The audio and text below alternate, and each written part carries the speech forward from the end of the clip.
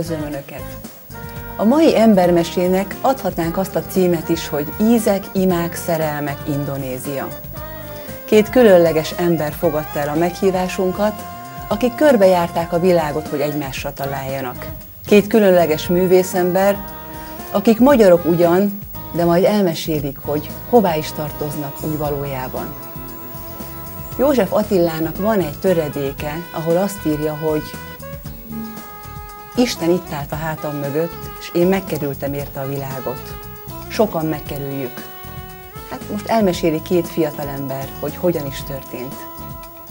Szeretettel üdvözöllek benneteket, Dezséri Dorottya fotóművész, angol fordító tanárt, és férjét, Szűk Norbert festőművész, művészettörténész, rajztanárt. Kíváncsian várom, hiszen a ti életetek az valójában Ízek, imák, szerelmek, Indonézia, olyan, mintha egy film forgatókönyve elevenedne meg. Én hiszek a mesékben, és úgy vélem, hogy a ti életetek az tele van színes mesekönyv részletekkel.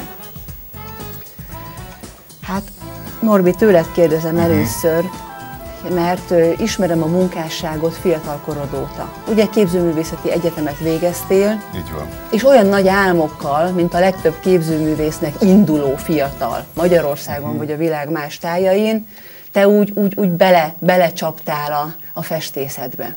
Igen, itt Magyarországon. Igen.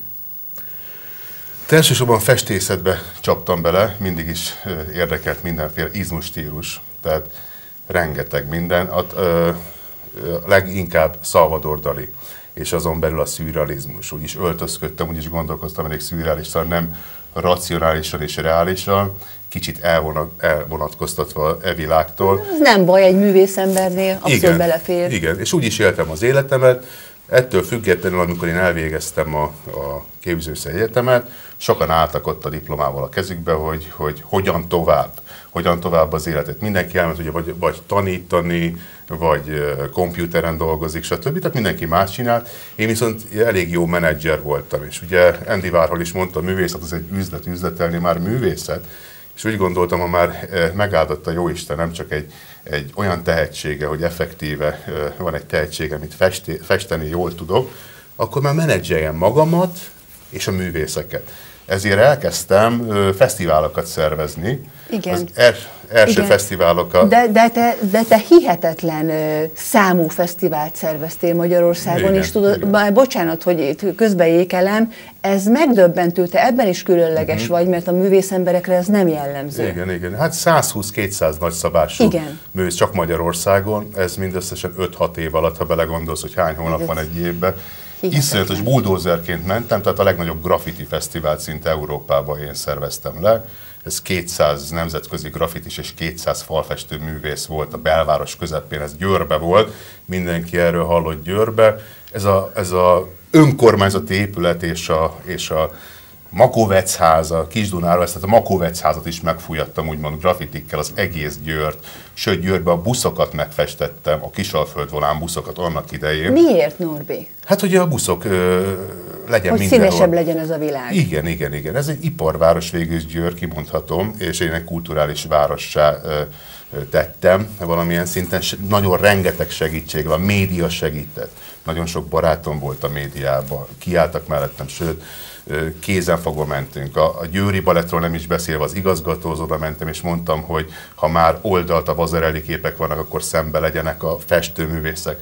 Ezért 8x5 méteres ponyva festményeket helyeztünk fel, úgymond táncfesztiválra, az ő táncfesztiváljukra, tehát voltak olyan dolgok, amikor összefogtunk a képzőművészet, a tánccal, a mozgással és a többi.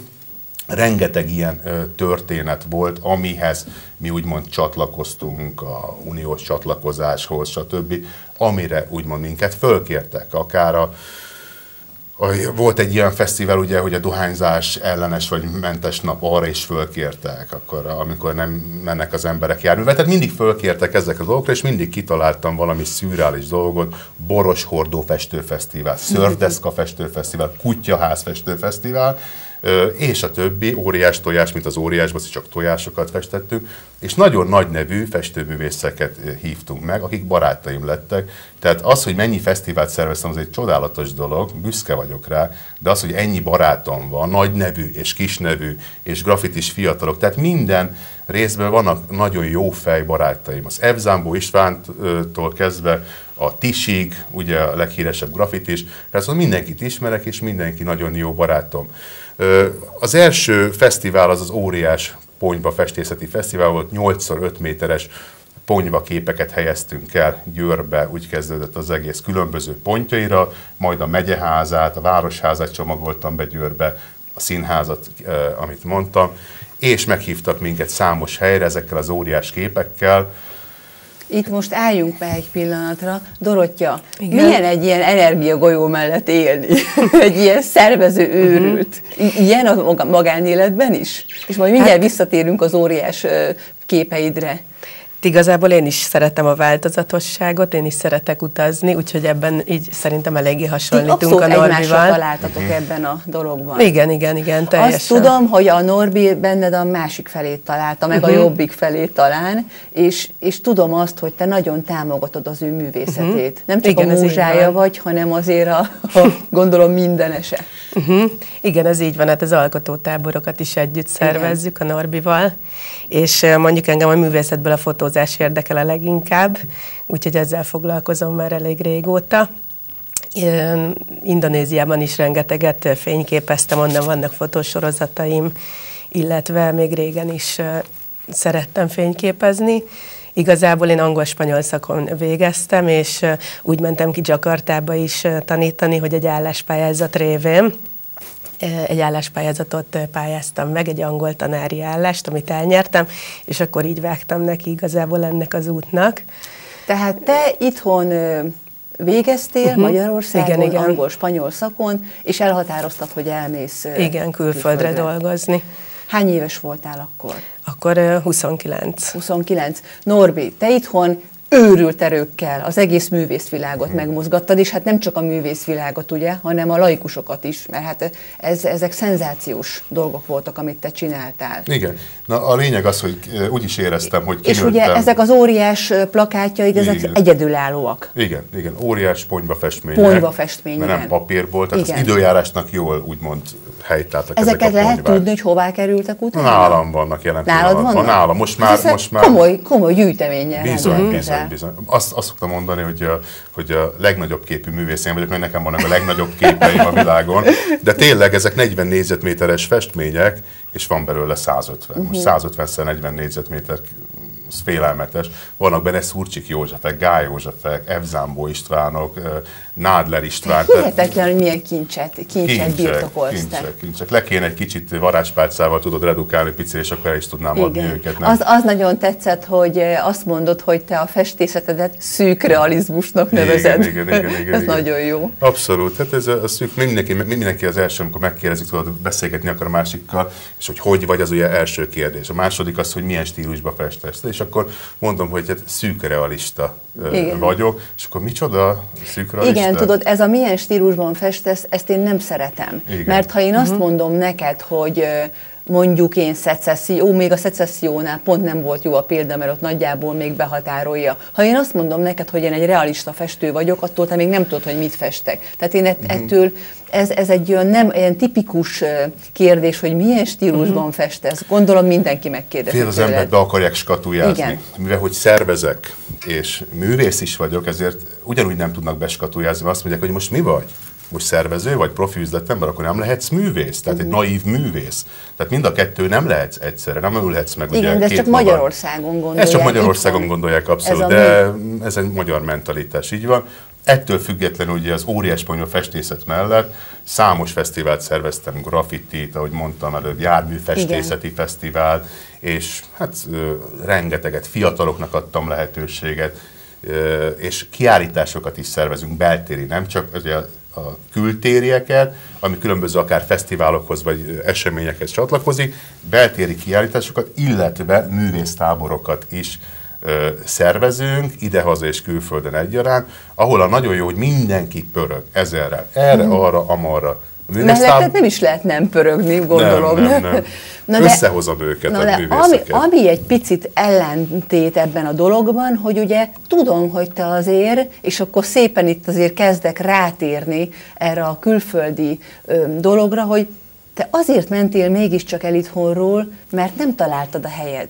Igen. És végül is te egy kiábrándult festőművészként mentél el Indonéziába, hogy miért pont oda majd elmeséled, de ennek ellenére te nem voltál boldog.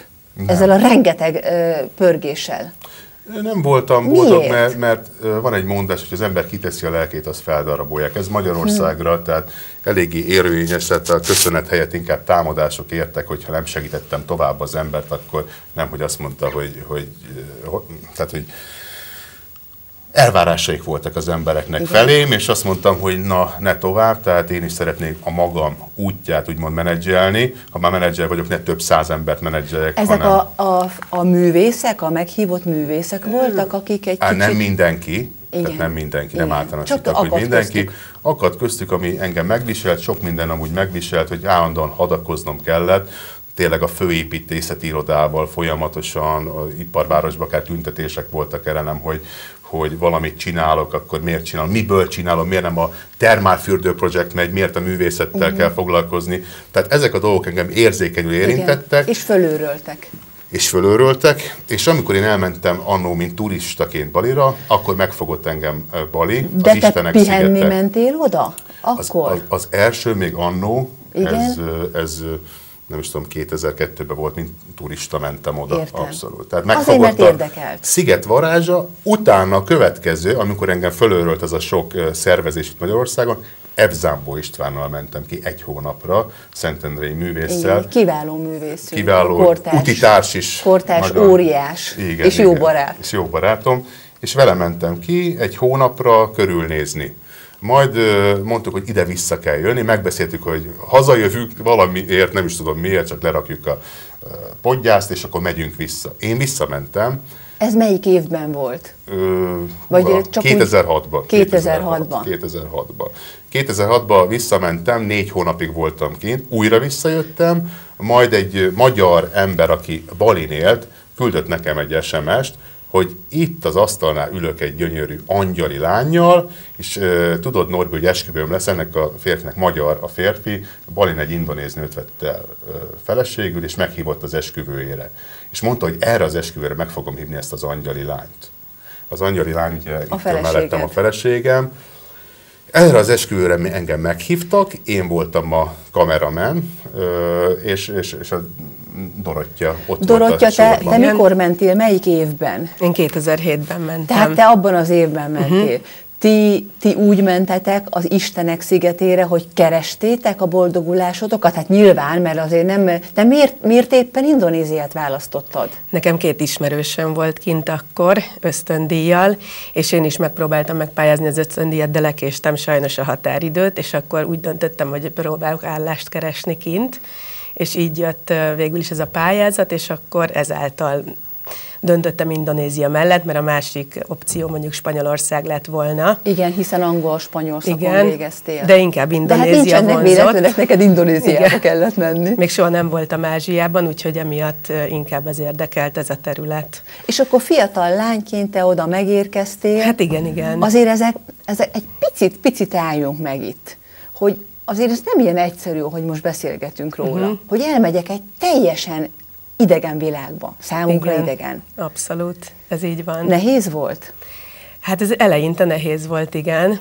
Főleg így felkészülni az útra, meg úgy tényleg az ember végig gondolja, hogy mire vállalkozik, stb. Hát fölkészülni úgy tudsz nyilván, hogy az országról olvasol, egy picit utána jársz, de ugye azért igazából azokra az ízekre, illatokra, élményekre, azokra nem igen tudsz fölkészülni. Pontosan, ez így van. Meg hát tényleg egy teljesen más világ, egy más kultúra, mint a miénk.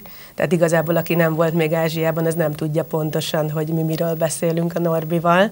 De hát rögtön az első alkalommal így nagyon megfogott az egész hangulat, az embereknek a kedvessége. Tényleg mondjuk én a fővárosban dolgoztam eleinte, Jakartában, de még ott is nagyon lehetett ezt érezni. És ott szívesen fogadják az Európából jött embereket? Én úgy éreztem abszolút, hogy igen. Nekem végig ez volt a benyomásom. Tehát te mit sem sejtve, hogy mi talál rád Indonéziában, megérkeztél, elkezdtél tanítani, meg úgy egy picit akklimatizálódtál ugye ott az országhoz, meg az éghajlathoz, mindenhez. Igen. Eközben ugye Norbi, mint megtudtuk, már így mászkált ide-oda, Magyarország és Indonézia között ingáztál. Téged is ugyanúgy megfogott, ugye? Nagyon megfogott. Nagyon változatos a sziget, hihetetlen. Mindenbe, sportba, művészetbe. Tehát most tényleg itt lehetnénk egy óráig, és mondhatnám, hogy a fafaragástól a batikig, az ékszerkészítés festészetig, a kőfaragástól kezdve az üvegfújás, minden van.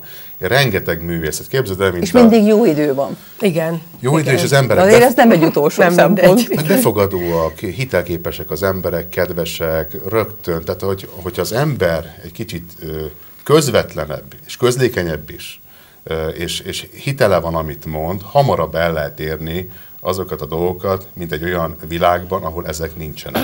Tehát azt mondom, hogy mondjuk egy év alatt elértem azokat a sikereket, ha már a sikerekről beszéltünk, hogy mibe volt itthon csömöröm, amit itthon valószínű, hogy nem érhetném el az egész életem folyamán se.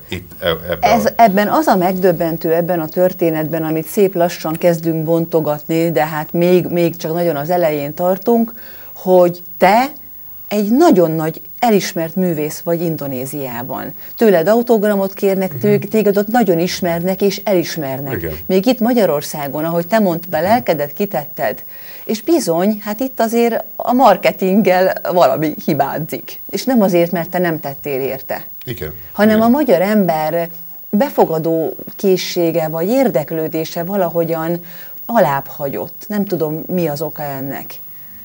Igen. De ami különleges történet, hogy azt meséltétek talán ti, hogy ha a rendőr, mondjuk valami huncutságot követsz el, és a rendőr megállít, és adsz neki egy körülbelül magyar pénzre elszámítva 1000 forintnyi összeget, akkor azt mondod, hogy meghív este a helyi bárba valami italra.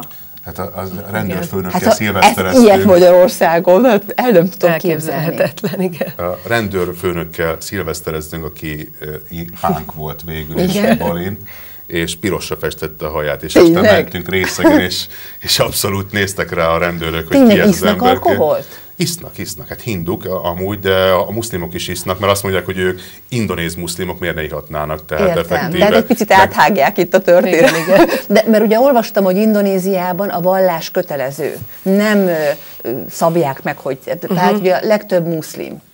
Igen.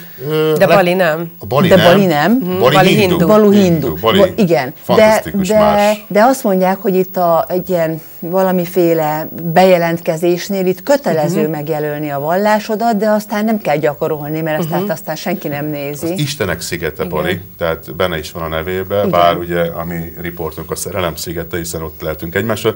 Istenek szigete, és azért az Istenek szigete, ezt elmondom, mert sokan nem tudják, tehát ez egy olyan dolog, hogy van például egy templom együttes Nusa Duán, egymás mellett vannak a templomok, mintha egy építész tervezte volna az összeset.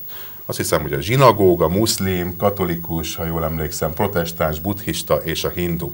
És máskor mennek az emberek ceremóniákra. Az utcánkban rengeteg barátom van, a filozófiájuk az embereknek, a legtöbbnek az, hogy elmondják az összes vallást, a fő vallásokat, hogy hétfőn katolikus vagyok, aztán kedden muszlim, stb., szombaton zsidó, és vasárnap szabad. Tehát teljesen ez a filozófiájuk, hogy egy istenség van, tehát egy teljesen olyan gondolkodás, és nem tesznek különbséget a vallások között. És ezért az olyan szabad gondolkodás emberek Balira mennek, akik teljesen filozófiailag nyitottak mindenfélére, tehát nem egy. És ez nekem tetszik abszolút, hogy rengeteg olyan ember van, aki közösen gondolkodik, talán ezért is van ez a siker, ezért is vannak azok a művészek, akik őszinték, és hatalmas Salvador Dali nagyságú művészek élnek kint, akik jelen pillanatban akkora nevek, mint Európában talán halála előtt 10 évvel Dalinak volt, és ezek az emberek befogadóak, fölhívnak, bármikor oda mehetsz, nem kell telefont, rengeteg olyan ember van, akik így egy kicsit átszellemülnek, hiszen például a Guggenheim Múzeumnak az egyik tulajdonosa is ott él, és ugyanezt, tehát bármikor oda lehet menni, robogóval, és fogad, és 2-3 napig, sőt engem 1-2 hétig befogadott. Sokkal szabadabbak valahogy, olyan lazább. Szabadság van. Szabadabb az életként mindenképp. Szabadabb az élet. Nem csodálom, hogy mindkettőtöket elvarázsolt. Abszolút, igen. Azonnal ez a különleges. Na, de akkor folytassuk, ahová szeretnék eljutni. Hogy megérkezett a 2007-es esztendő, amely sorsdöntő a ti életetekben. Te már ott éltél, Norbi, te pedig visszamentél ugye a barátod meghívására, erre az esküvőre, fölvenni az esküvői ceremóniát. Így van. Megláttad a Dorottyát. A Dorottyát, az azt jelenti, hogy a Dorottya, hogy az Isten ajándékát. Az Isten ajándékát. De ezt se tudtam, tehát én nem foglalkozok soha nevekkel, hogy kinek mit jelent a neve. A Dorottya az Isten ajándékát jelenti. Úgyhogy hát neked biztos, hogy az. Istenek szigetén az istenség, tehát mondják is, hogy a istenek vagy befogadják az embereket, vagy kitaszítják Baliról. Engem mondhatni tényleg az otthonommá vált Bali, hiszen rengeteg barátom, alakult akkor már művészbarátom, és kaptam egy ajándékot, hogy az Istenek ajándékát egy magyar lány, nem egy indonéz, mindig mondják, hogy Balin, ráreltem a szerelemre. Igen, indonéz barátnőd van, vagy feleséged, vagy balinéz? Nem, magyar. És akkor magyar, és akkor mindenki meglepődik, hogy ez hihetetlen. És azért mondtam itt az elején, hogy amikor József Attila azt írja, hogy itt állt a hátam mögött, és én megkerültem érte a világot, mert ugye ti megkerültétek mindketten a világot, és 2 magyar találkozott, azért a világ másik végén, valljuk be, nem a szomszédban van Indonézia. Nem, ugye, és az is elképesztő, hogy ugye 18 000 szigetből áll Indonézia, úgy tudom, olyan 6000-en laknak emberek. Na de hogyha itt ebbe így belemélyed az ember, ez megdöbbentő, hogy a 18 000 sziget közül, hogy a 2 magyar fiatal, akik keresik a helyüket az életben, hogy pont ott és pont akkor, hát ez valami filmbe illő csoda. Igen, ez így van. Szerintem máshol nem is találkozhattunk volna. És hát azért mondjuk nem beszélve arról, hogy ti értetek a díszlettervezéshez, mert nem akármilyen helyen. Nem akármilyen hely, azért Bali, azt ki kell emelni, hogy rengeteg sziget van. Igen. De hogy közlekednek ott a szigetek között? Csónakokkal? Repülőgéppel? Kompal, vagy ilyen hajókkal. Ezek a szigetek közel vannak egymáshoz? Közel. Hát látótávol, hát nyilván van mindenféle, annyi sziget van ott, hogy... Annyira a főszigetek vannak, persze, amiket látunk. Igen. Balihoz tartozó szigetek, valamikor lehet látni, ha nem olyan párás az idő. Kompal mondjuk azt mondom, hogy egy 8 óra, 7 óra út egy-egy szigetnek a... Ja, tehát 7-8 óra? És egy óra vagy fél óra repülőgépen. Nem, azért ott vannak távolságok. Tehát azért ott vannak távolságok. Önmaga Jáva is hatalmas sziget, tehát óriási. Igen. Tehát Jakarta, Bali 1 órás repülőút volt. Hát nekem azt tetszett igazából, hogy Észak-Jakartában volt a repülőtér, és a Dóri Dél-Jakartában lakott, az körülbelül egy ilyen Budapest-Győr távolsága, amíg az északi városrészből dél. Ez a Budapest-Győr azért úgy bejön az életedbe. Igen. Mert ugye, hogy te Győrből indultál, azt mondhatom. Igen. Elég sokat voltam Budapesten, ugye járkáltam, mert ott élnek a szüleim, de a poén az, hogy azért Jakartában is voltam egy párszor, mert még az elején nem mondták fel, ugye a munkaszerződésedet is te sem mondtál fel, még ott tanítottál sokáig Jakartába, és minden hétvégén Baliról átmentem Jakartába, ez kb. 1 évig volt. Na de te miből éltél ott akkor? Én igazság szerint a művészetből, designer, belső építészet volt, megismertem japánokat, akik ugyanúgy befogadtak engem, a mai napig nagyon jobban vagyok velük, és az én festményeimmel tarkítják a hoteleket, nagyon sok helyet, vagy az én stílusomból nem kellett meghazudtolni magamat, vagy megmondják effektíve, hogy milyen stílusban, mit szeretnének, mihez össze. Tehát ha valamelyik szép szállodában magyar ember jár, magyar festményeket talál nagyon sok helyen ott. Abszolút. És hát joggal büszkék lehetünk a magyarságunkra, meg a tehetségünkre, mert íme egy magyar fiatalember, aki elvitte a jó hírünket. Meg hát azért te ezt ápolod folyamatosan. Na hát és akkor szerelem volt első látásra. Hát abszolút ez szerelem az Istenek volt szigetén. Első látásra, és akkor hétvégenként találkoztatok, majd úgy tudom, hogy akkor utána aztán már Dorottya vándorolt hozzád. Ott te változtattál munkahelyet. Igen, pontosan így van. Én mondtam föl. Ezek az erőszakos férfiak, ugye, mindig a nők áldozatok. És akkor Balira költöztem igazából Jakartából. És akkor már Balin laktunk a Norbival. De előtte a Norbi is sokszor jött Jakartába egyébként. Hát egy pár Tehát igen, sokszor utazott repülővel És elindult az életetek. Igen. Van egy gyönyörű kisfiatok, Simon. Igen. Akinek egészen megrázó és megható, hogy miért is hívják Simonnak. Igen. Ugye a vezetéknevet Szűk. Igen, Szűk Norbert. Hallottad, hogy egy barátod, egy balinész barátod imádkozik. Igen. Imádkozik, és azt mondta, hogy Szűk Simon. Na most a Szűk Simon azt jelenti balinézről, hogy köszönöm. Annak idején mondtad a szigeteket, mennyi sziget volt. Igen. Általában a szigeteken megvolt a sajátos nyelv. Balinés. Mert ez is egy hihetetlen, igen. hogy valami 365 féle nyelvjárásban hát beszélnek. Ez így van, de hát akkor hogy értik meg egymást ezek az indonézül. Indonéz. Van egy közös nyelv. Nem is tudom, hogy 60-as években keletkezett ez az indonéz nyelv, csak amúgy a maláj nyelvből, tehát maláj és indonéz. 40-es évek. Hasonló, 90 nem tudom hány százalékba a nyelvcsalád, és hogy ugye az összes szigeten lévő ember tehát megértse egymást, ezért kitalálták az indonéz nyelvet effektíve, sőt, még én úgy tudom, hogy Jáván, még ott is, tehát egy szigeten, egy nagy szigeten, ugye nagyon nagy sziget Jáva, ott is van valami 10 nyelv, ha nem több, tehát ezt az indonézek tudják pontosan. És angolul beszélnek dolgok? Mindenki, igen. Mindenki. Az is egy összekötő, az angol meg az indonéz, de Balin megvolt a balinéz nyelvjárás, tehát azt mondom neked, hogy terima kasih, köszönöm szépen, ez indonézül jelent. Például lenne mondjuk egy miskolci, nem tájszólás, mert mi tájszólásról beszélünk ugye magyarok, de ott például az egyik helyen azt mondják, hogy haturnuhun, mondjuk ugye, a másik helyen meg a makassi, és Balin meg a Szűk Simon. Teljesen más csengése van ezeknek a szavaknak, de mindegyik. Hát ember legyen, aki itt eligazodik. Igen. És akkor hallottad a barátodat, hogy imádkozik, és mondja, hogy Szűk Simon. Szűk Simon. Ez egy festőművész barátom volt amúgy az ő stúdiójában, és mondtam neki, hogy mit jelent ez? És mondta, hogy a Szűk Simon köszönömet jelent. És mondom, hogyha a Jóisten megadja azt az áldást a számomra, hogy végre egy gyerekkel megajándékoz a sors és a Jóisten, akkor Simont SZ-vel fogom bejegyeztetni, Szűk Simon lesz a neve. Gyakorlatilag, amikor kimondjátok a fiatok nevét, hogy Szűk Simon, mindannyiszor köszönetet mondtok az Istennek. Igen. A kisfiú olyan is. Így van. Látszik rajta ez az áldás. Abszolút. Egy spirituális baba teljes mértékben ott kint is, amikor kivittük ceremóniákra. Nagyon nyugodt, fantasztikusan eljátszik meg egész is szokta ezt az életmódot mellettetek. Szerintem Dorottya, ha te fotózol, te tudod magaddal vinni nyugodtan, persze, gondolom ő abszolút tudom. Annyira nyugodt, hogy észre se veszem, hogy a hátizsákban van. Teljesen. Van egy ilyen háti hordozón, és viszem őt mindenhova, és meg sem mozdul szinte teljesen. Élvezi. Tehát a színes impulzusokat megadjuk neki, megadjuk ezt a lehetőséget. Ti megtaláltátok a szerelmet, és megint csak visszakanyarodok ugye az elnevezésre, hogy ízek, imák, szerelmek. Itt azért a szerelmet ti rögtön megtaláltátok, majd megadták az Istenek, meghallgatták az imáitokat, mert hogy megfoganta a kisgyermek. Igen. És hát a neve sem utolsó, ugye? Tehát tényleg megdöbbentő, és valóban olyan, mint egy film a ti életetek.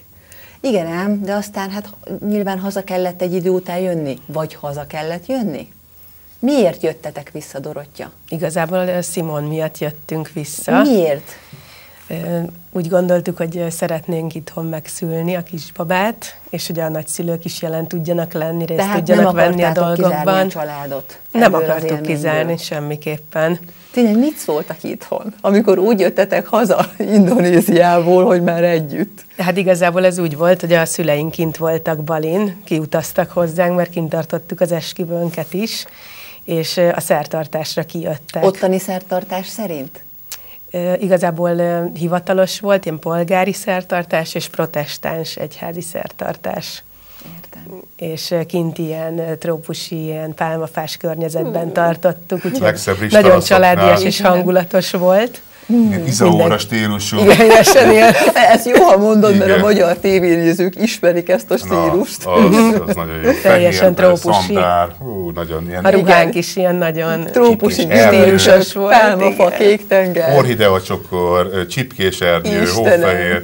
Nagyon jó. Igen. Tehát irigylésre méltó a ti életetek. Ez nagyon szép volt.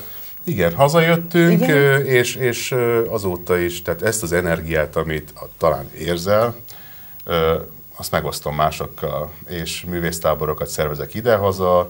Indiába is szerveztem 2 nagyszabású, tehát igazság szerint a magyarokat Indiába az első nagyszabású magyaroknak szóló művésztelepet én indítottam be, Jodhpurba. 2 csináltunk, aztán most már átvették nagyobb művészek az irányítását, de Bali az közös gyermekünk, az a 2-nké. Mario Blanco segítségével, édesapja itt vitt amúgy a mellemen, az igen, Antonio Blanco. Hihetetlen nagy művész, igen. Dinasztia, mondhatom igen. azt. Bali Dalinak nevezik. Bali Dali. Bali Dali.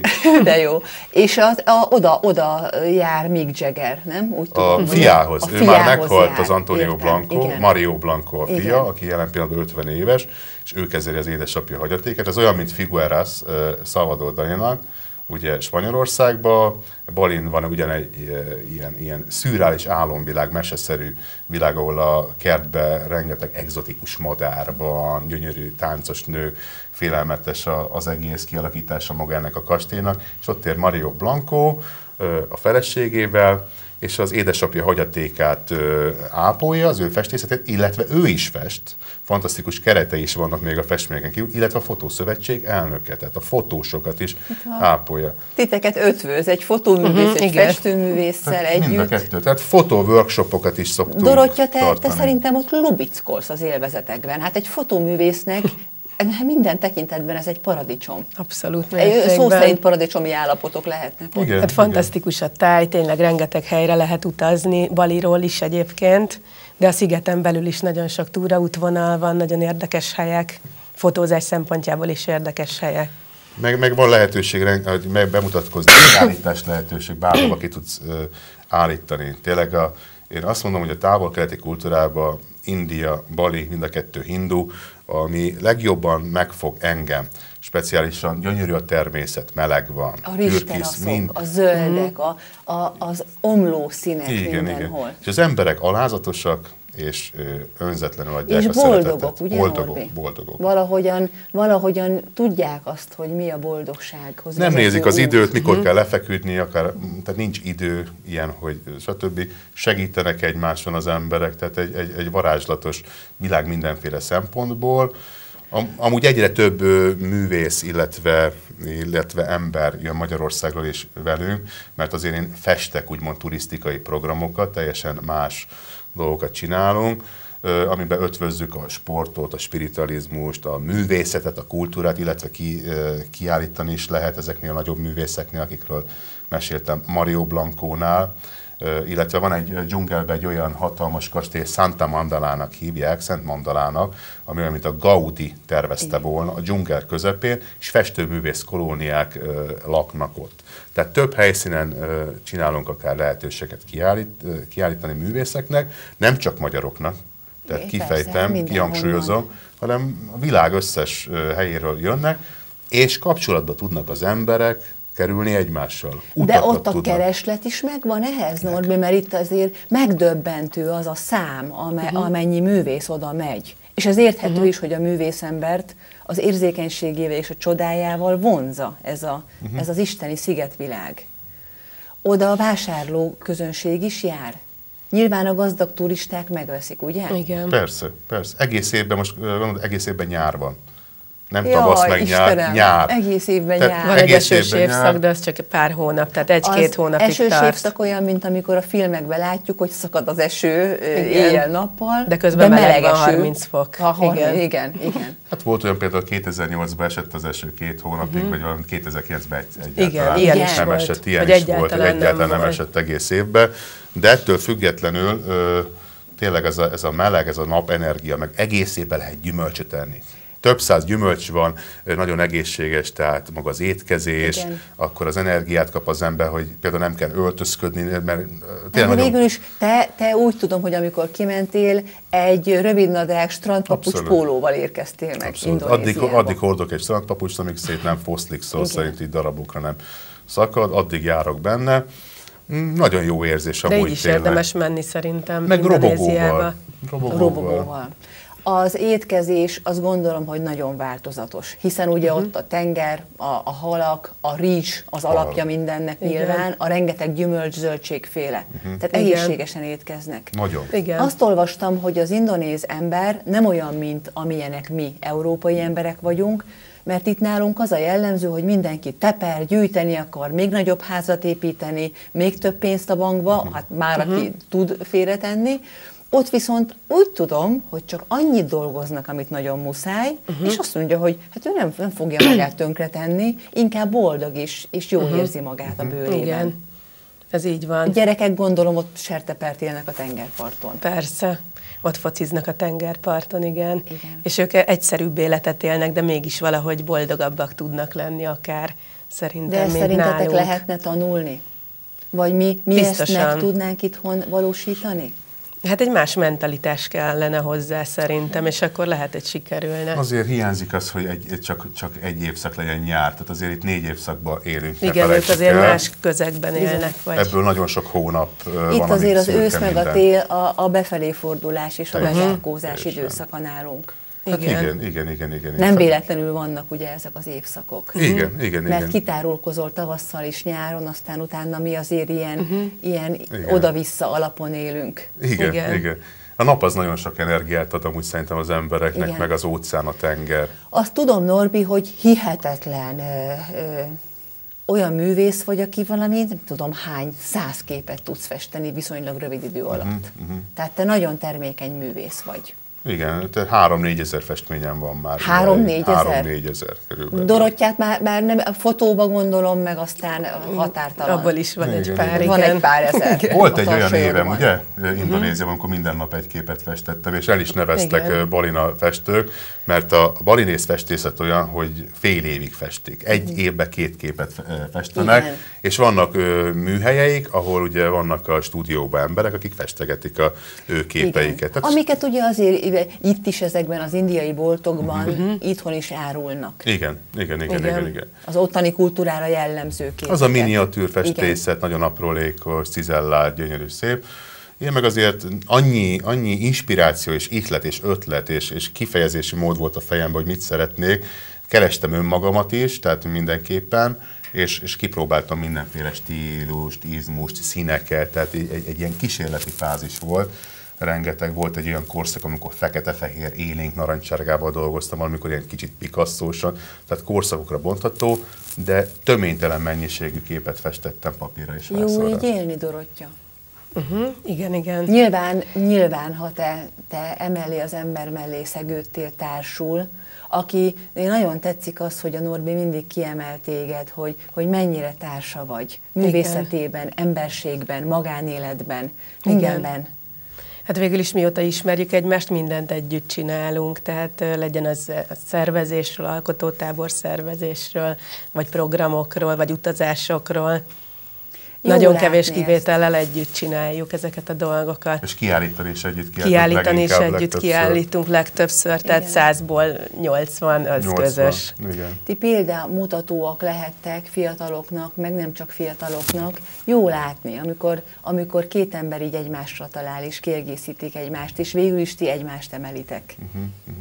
Kihangsúlyozom, hogy írunk egy könyvet.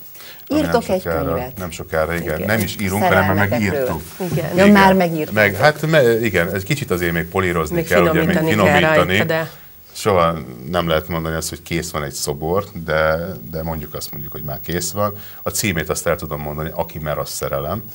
Tehát ez lesz maga a címe a könyvnek. Hát de ez abszolút rólatok szól, már a címéből ítélve, mert ti mertetek a csillagok után nyúlni, és elértétek. Igen. És amúgy kicsit legenda is fűződik a mi szerelmünkhöz, hiszen nagyon sok emberrel találkoztam kint, akik kimennek, és különböző turisztikai programok miatt mennek ki, és már hallottam olyat, hogy a mi szerelmünk miatt mentek ki, és rengeteg ilyenről hallottam, illetve az én általam vezetett csoportokba, amikor ugye elmegyek velük szórakozó helyekre, mindenki mondja a történetünket, hogy milyen jó, tehát elismerően beszél erről, és közben meg szerelembe esik a szomszédos csoportjából lévő magyar lányok. És már 5-6 olyan ember van, aki igazság szerint már azóta én kivittem őket Balira, már együtt vannak, és együtt élnek, vagy összeházasodtak, stb. És tehát ott ismerkedtek meg a mi táborunkban. Most is van egy kislány, egy festőművész, közösen is ismerjük ezt a lányt, most nem mondom ki a nevét, aki most ösztöndíjként kiment Indonéziába, ott van kint, és keresi a magyar szerelmét kint konkrétan, ezért ment ki, de nem indonézt keres, hanem magyar effektíve.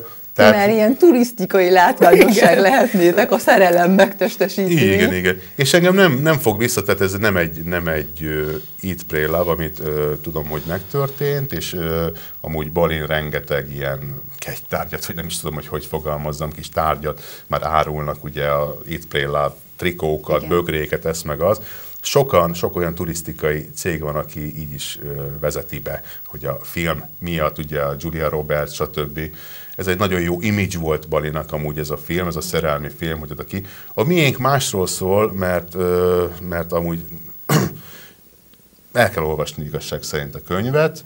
Hasonló, hogy szerelem, itt nincs benne Olaszország meg India, bár ahogy mondtam, Indiába is elindítottam egy művészeti táboroztatást, de inkább Balinál maradunk, és emellett a szerelmünk is abszolút Balinak köszönhetjük, tehát az Istenek szigetének, amit mi már Szerelem szigetének nevezünk, és a következő kiállításunk is amúgy januárban lesz itt Magyarországon. Nem, a Hélia Hotelban. Hélia Hotelban vendégünk volt egy alkalommal Bézi Péter, festőművész, aki szintén Indonéziában ösztöndíjas volt.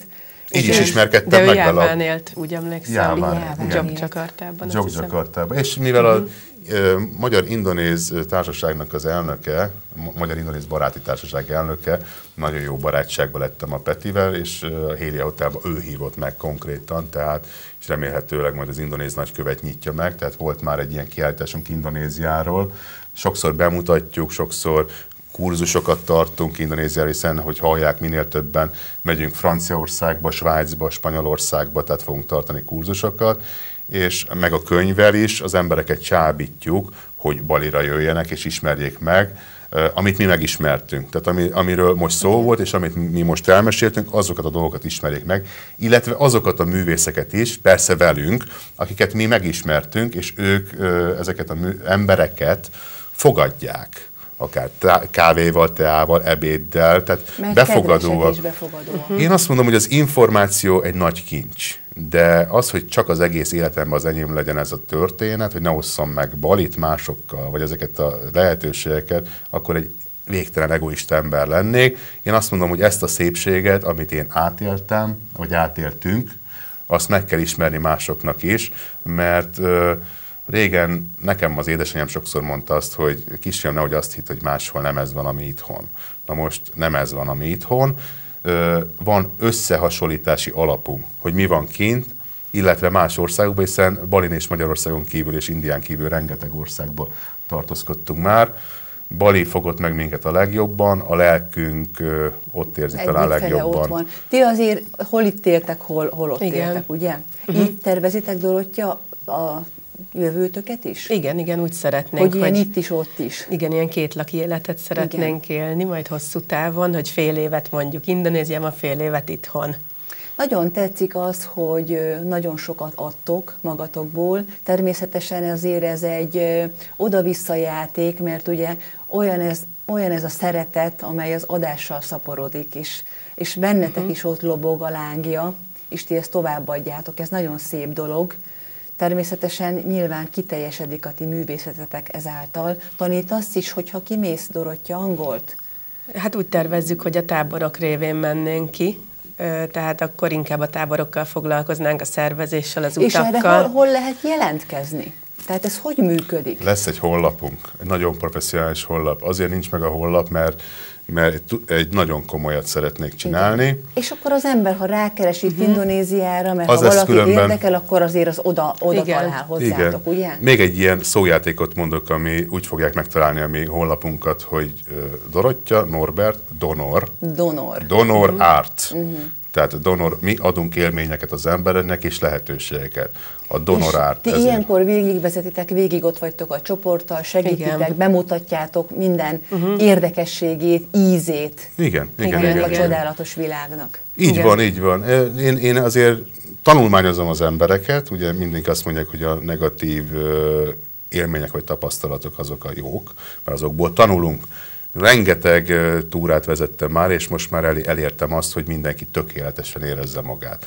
Vannak olyan emberek, akik aktívak, akik rohannak, akik ezerféle sport lehetőséget keresnek, a búvárkodástól a hegymászásig. Vannak, de ott minden van, ugye? Minden. Lehet pihenni, aktívkodni, spirituális dolgokat megnézni, tanítóba, jövőbe látni, és a kulturális, ott vannak a templomok, ceremóniák, tánc. Drága ország? Nem. Abszolút nem. Gondoltam, hogy tehát, hogyha valaki befizeti az utat, ott azért ugye ellébe szolgathat viszonylag. Nekünk is drága. Megfelelő. A repülőjegy drága. Az egy jelentősebb de ott ugye az élet maga azért az nem egy olyan bonyolult anyagilag. Nem bonyolult. Az egy fantasztikus dolog, hiszen nem kell fűtésszámlát fizetni. Egész évben nyárban, ahogy mondtam. Micsoda és nincsen, igen. A ruhára se kell költeni. Ruhára se sokat kell költeni, igen. Egy trikó, egy rövid nadrág, viccesen mondva, és fűtésszámla nélküli élet. Robogó, most azt mondom azért neked, nagyon csábító. hogy egy robogó, úgy képzeld el, egy nagyon jó minőségű robogó 10-12 ezer forintba kerül egy hónapra. 30 napra. Ezen kívül a benzin, az 70-80 forint. Akkor, 70-80 és tovább nem mesélem az árakat. Kimegyek tankolni. Kiugrom tehát ilyen dolgok, attól függetlenül vannak olyan azért elkeserítő olyan dolgok, amik drágák, például az alkohol drága, mert importolok. Tényleg ők mondtátok ugye, hogy azért iszogatnak, mert azt mondják, hogy hogy ők muszlimok, de hát azért nem teljesen úgy veszik a vallási előírásokat. Nem. Vidám, iszogatós, bulizós nép? Hát a 40%-át azért Indonéziának a bevétel a dohány árul. Tehát nagyon cigarettázós nép. Igen? Imádnak cigarettázni, nagyon emellett szeretnek, nem mondom, hogy részeges nép egyáltalán, de csak úgy elvannak. Nyugodtan. Úgy szórakozgatni, ugye? Igen. Nagyokat enni, gondolom, a finomságokból. Igen. Gyümölcsökből. Az aztán határtalan a választék, gondolom, gyümölcs, minden. Hát kávézgatok, ott kint szoktunk kávézgatni egy művészbarátom 3-4-5 órán keresztül. Egy kávét. De nem kapkodjátok el. Nem kapkodjuk el, ilyen forró kávé, ilyen kis zacszos porkávé. Néha megkérdezik a balinész hölgyek, mert reggeltől estig ők takarítanak, meg a konyhában vannak, hogy kérünk-e még egy kávét. Tehát úgy elvannak, nem kapkodjuk el az időt, meg stb. Tehát ráérünk beszélgetni, nem mondja azt a barátom, hogy te van más programom is, vagy többször. Tehát úgy el vagyunk. Élnek a pillanatnak, örülnek a pillanatnak, hiszen tényleg mi állandóan tervezünk, szervezünk, ami jó, mert engem is hajtanak ezek a dolgok. Bár ez kicsit zsákutca, mert ha nem tudunk, a pillanatnak nem tudunk örülni, akkor hogyan érdemeljük meg a jövőt, mert az is egy pillanattá fog válni előbb-utóbb, és akkor folyamatosan alálunkig mindig követjük azt, hogy mit szeretnénk elérni. Tehát valahol meg kell nyugodnunk, meg kell állnunk, és élvezni kell azt, hogy tényleg, hát volt olyan művész barátom, aki szintén pörgős, mint én, és egymás mellett ültünk, ahogy a Dórival egy ilyen sziklaszírten néztük a horizontját az óceánnak, ahogy gömbölyödik, és 1 óra múlva megszólal a barátom, hogy ez szép, és azt mondtam neki, hogy igen. 1 óra múlva ezért érdemes élni. És azt mondtam rá, hogy igen. Tehát ez körülbelül óránként, 60 percenként ez elismétlődött, és néztük a horizontot, és közben sörözgettünk. Tehát úgy nyugalmasabb, ezzel is szimbolizálom. Valahogy ott benne van a levegőben ez a békesség. Igen.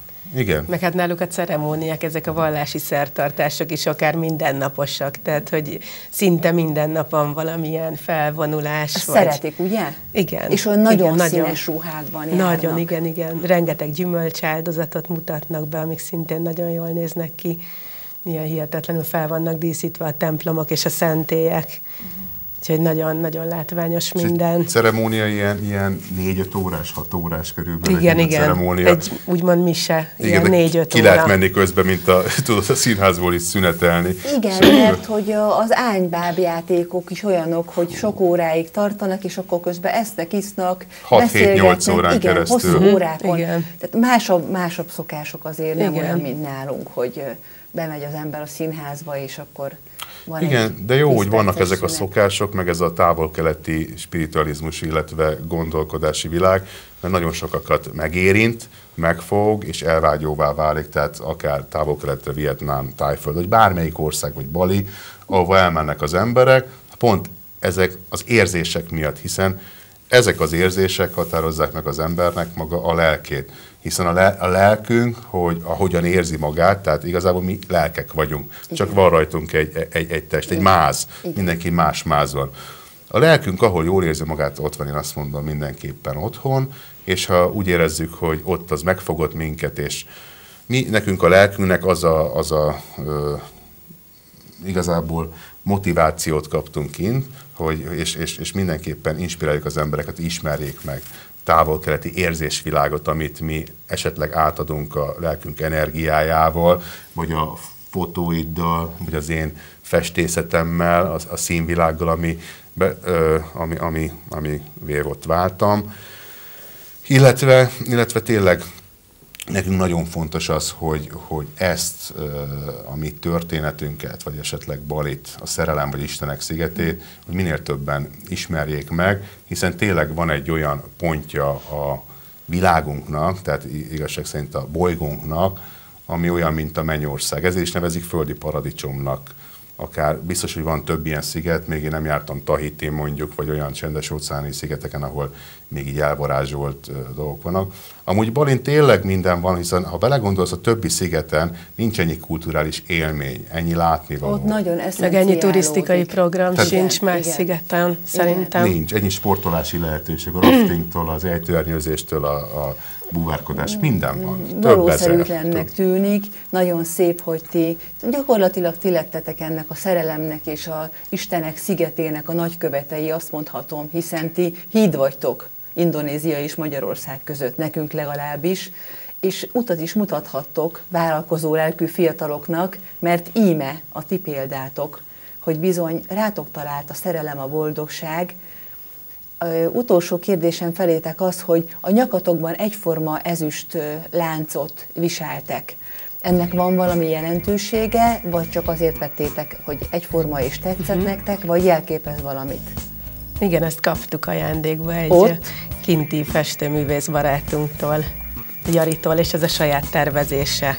Értem. Ez úgy hívják a művész, hogy Rum Jari. Nagyon híres művész Balin. Ő nagypapája Rum Jari Guggenheim. Ő alapította a Guggenheim Múzeumot, egy nagyon híres műgyűjtő volt. Ezek nagyon nagy nevek, amik... Nagyon nagy nevek, és ő engem annak idején egy közös szimpátia alapján, tehát elmentem hozzá, és legugolt, és azt mondta, hogy Norbi, lakjál itt nálam, csak így a második mondatot, és fessél velem, mert látta a katalógusomat. Mondtam, hogy köszönöm szépen. És annyira szimpatikusak voltak, hogy úgy képzeld el a maga a sztorit, hogy nagyon jól összebarátkoztunk, egyik este pont egy spanyol étteremben voltunk, és levett, és azt mondta, hogy én vagyok neked a mestered, a balinéz mestered, és fogad ezt, viseld, és mindig, ha bárhol vagy, akkor emlékezzél arra, hogy van egy mestered itt Balin, akivel bármikor ide visszajöhetsz, akkor van egy otthonod, ahol bármikor tudsz lakni, és festeni, itt vannak a vásznak, stb. Úgyhogy így fogadott be. Egy kastély, egy gyönyörű, elmondhatatlan helyen volt. Ő nem csak festőművész, hanem ékszereket is tervez, emellett rengeteg ruhákat, a saját ruháiba járt, cipőibe, még a gombok is rajta saját tervezések. Ilyen designer is. Designer, az összes, tehát az ágynemű húzaték, a függönyt, amit el tudsz képzelni, testfestészet, tehát egy 100 féle művészeti stílusban a saját, kicsit olyan, ha be kell, úgy, nem szeretek senkit se beskatujázni, egy ilyen Picasso-s hangvételi. Olyan típusú, olyan habitusú, gondolom. Nagyon. Dorottya, te ott olyan ruhákban jársz, vagy viseled ezeket a szép, színes ruhákat? Igen, vannak nekem is ilyen darabjaim, igen. És Jaritól is kaptunk Kaptál, ruhadarabokat, igen. ilyen design ruhákat, úgyhogy nagyon szép. Hát, órákig tudnék még veletek beszélgetni. Nagyszerű emberek vagytok, és én szeretem ezt, én szeretek ilyenkor magyar lenni. Én nagyon büszke vagyok rátok, hogy egy magyar házaspár, egy művész házaspár ilyen hihetetlen utat tudott bejárni. És ráadásul járjátok is folyamatosan. És azért is büszke vagyok rátok, mert ott a magyarság hírét és tehetségét elviszitek, hiszen nagyon szeretnek benneteket, és elismert alkotói vagytok az ottani országnak. Nagyon-nagyon sokáig, és még rengeteg mindent szerettem volna tőletek megkérdezni, nem csak fotóművész vagy Dorottya, és nem csak festőművész vagy Norbi, hanem ti életművészek is vagytok. Ti azért olyanok vagytok, mint Latinovics írta, szóval ti ködszurkálók. Ti fényt hasítotok a ködbe, hiszen megmutatjátok, hogy merni kell. Merni kell, utána lépni, álmodni kell, hinni kell, imádkozni kell, ahogy mondod, mert az Istenek meghallgatnak benneteket, és mindannyiunkat. Kedves nézőim, én azzal búcsúzom, vagy nem is búcsúzom, csak olyan mindennapi jót kívánok a lelkük talisznyájába, hogy gondolják végig ennek a két fiatal, boldog embernek a sorsát. Gondolják végig azt, hogy ezek az emberek elindultak messzire és idegenbe az álmaik után, de megtalálták azt. Meghallgatták az imáikat valahol az égben, és most boldogan közvetítik azt, és ragyogó életet élnek. Én kívánom mindannyiuknak, hogy merjenek nagyokat álmodni, merjenek a csillagok után nyúlni, és érjék el azokat. Szép napot!